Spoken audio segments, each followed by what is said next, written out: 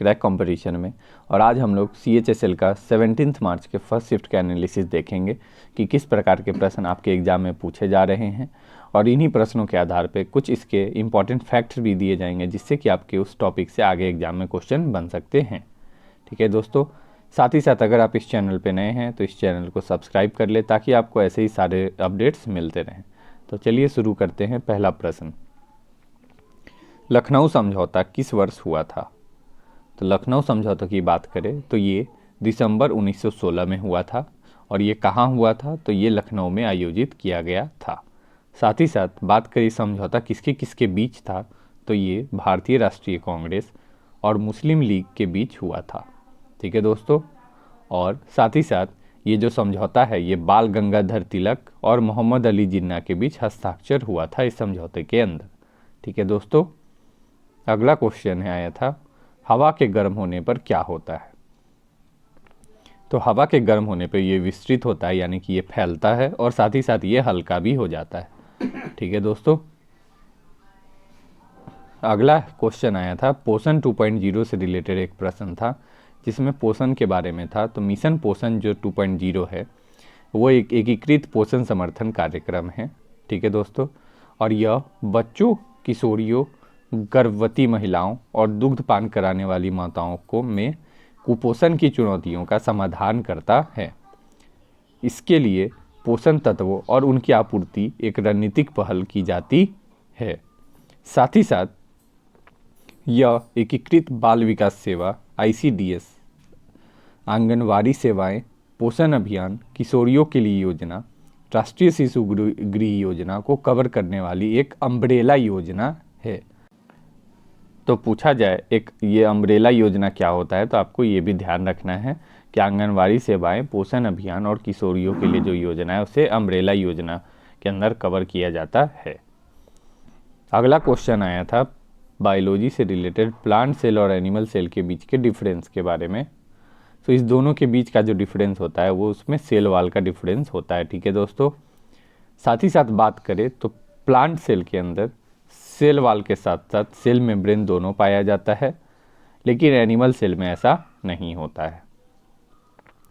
Plant में क्या होता है, जो सेल वाल होता है, सेन वाल नहीं, जो सेल वाल होता है दोस्तों, वो सराउंड्स क्या करता है सेल मेम्ब्रेन को, और this gives the plant cell its unique rectangular shape. Whereas animal cell का जो एनिमल सेल होता है उसका सिर्फ सेल मेम्ब्रेन होता है, उसमें सेल वाल पाया नहीं जाता है। ठीक है दोस्तों, तो ये इंपॉर्टेंट है, आप लोग ध्यान रखिएगा। अगले प्रश्न पे चलते हैं। तो बेस्ट एक्ट्रेस बाफ्टा अवार्ड का पूछा गया था कि सर्वश्रेष्ठ अभिनेत्री कौन है। तो बात करते हैं बाफ्टा अवार्ड के सारे अवार्ड के बारे में। तो देखते हैं सबसे पहले सर्वश्रेष्ठ फिल्म का अवार्ड किसे दिया गया था। तो the power of the dog को सर्वश्रेष्ठ मूवी का अवार्ड दिया गया था।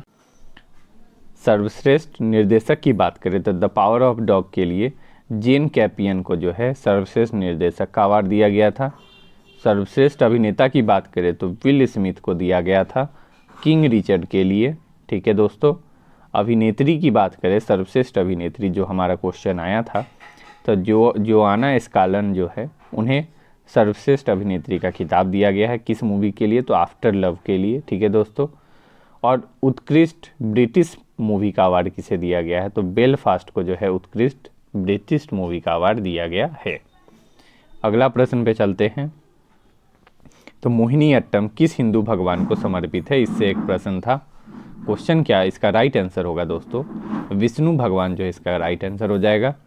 आइए देख लेते हैं मोहिनी अट्टम से कुछ रिलेटेड फैक्ट्स। तो मोहिनी अट्टम जो है केरल में उत्पन्न दो शास्त्रीय नृत्य, मृत्यु नहीं, ये दोस्तों नृत्य हो जाएगा, ये नृत्य लिखा है। ठीक है, दो शास्त्रीय नृत्य रूपों में से एक है और दूसरा कथकली है। बात करें मोहिनी अट्टम का नाम भगवान विष्णु की स्त्री रूप मोहिनी से लिया गया है और इस शब्द का अर्थ है मोहिनी का नृत्य। ठीक है दोस्तों, साथ ही साथ डॉक्टर सुनंदा नायर मोहिनी अट्टम में मास्टर डिग्री हासिल करने वाली भारत की पहली महिला बनी हैं। ये इंपॉर्टेंट है, इससे क्वेश्चन आगे पूछ सकता है। और बात करें शास्त्रीय नृत्यों की तो भारत में कुल 8 शास्त्रीय नृत्य है। अगले प्रश्न पे चलते हैं। अनुच्छेद 14 किससे संबंधित है?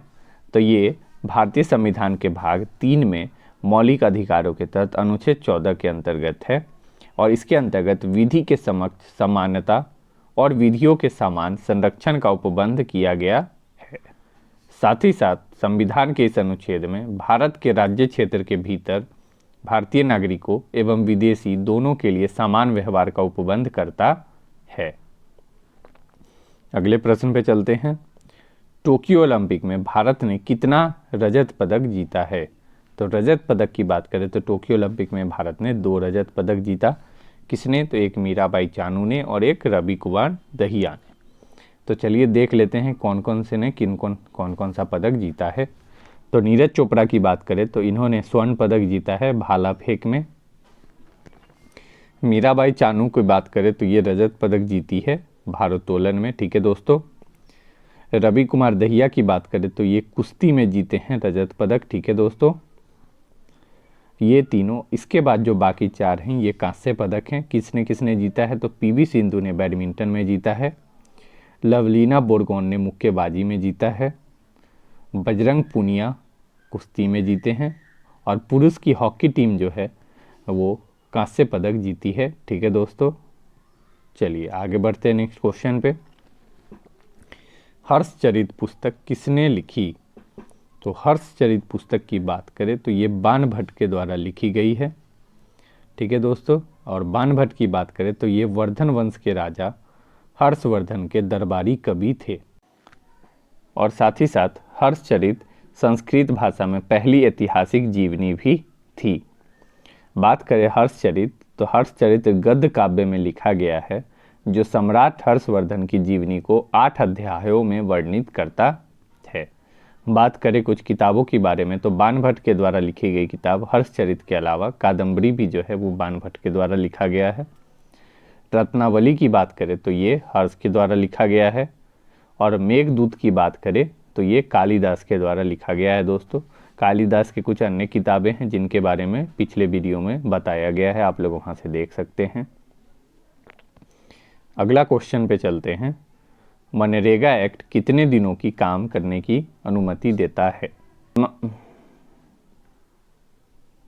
महात्मा गांधी राष्ट्रीय ग्रामीण रोजगार गारंटी अधिनियम 2005, जिसे पहले राष्ट्रीय ग्रामीण रोजगार गारंटी अधिनियम या नरेगा के रूप में जाना जाता था, एक भारतीय श्रम कानून और सामाजिक सुरक्षा उपाय है जिसका उद्देश्य काम के अधिकार की गारंटी देना है। तो इसका उद्देश्य की बात करें तो ये क्या है? काम के अधिकार की गारंटी देता है।